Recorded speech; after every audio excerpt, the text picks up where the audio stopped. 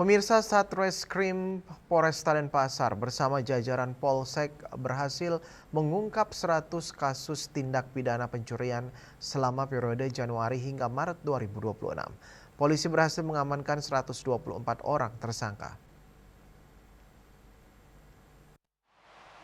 Kapolresta Denpasar Kombes Pol Leonardo de Simatupang mengatakan keberhasilan ini merupakan hasil kerja keras personel di lapangan melalui penyelidikan intensif, patroli kewilayahan, serta respon cepat terhadap laporan masyarakat. Pada bulan Januari 2026 tercatat 34 kasus yang berhasil diungkap dengan rincian 5 kasus curanmor, 8 kasus curat, 1 kasus curas, dan 10 kasus cusa dengan total 40 tersangka.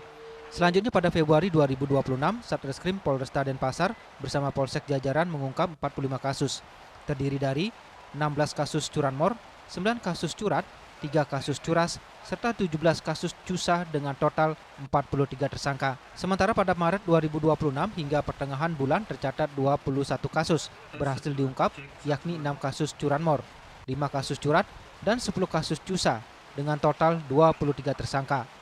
Secara keseluruhan, dari 3 bulan tersebut jumlah pengungkapan kasus mencapai 100 kasus dengan rincian 37 kasus curanmor, 22 kasus curat, 4 kasus curas, serta 37 kasus cusa, 17 perempuan, serta 5 orang anak.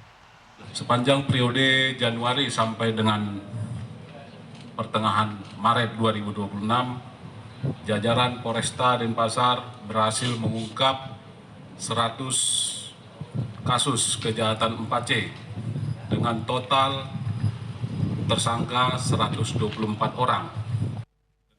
Para tersangka dijerat dengan pasal 476 KUHP dengan ancaman pidana 5 tahun penjara, pasal 477 KUHP dengan ancaman 7 tahun penjara, serta pasal 479 KUHP dengan ancaman pidana hingga 9 tahun penjara.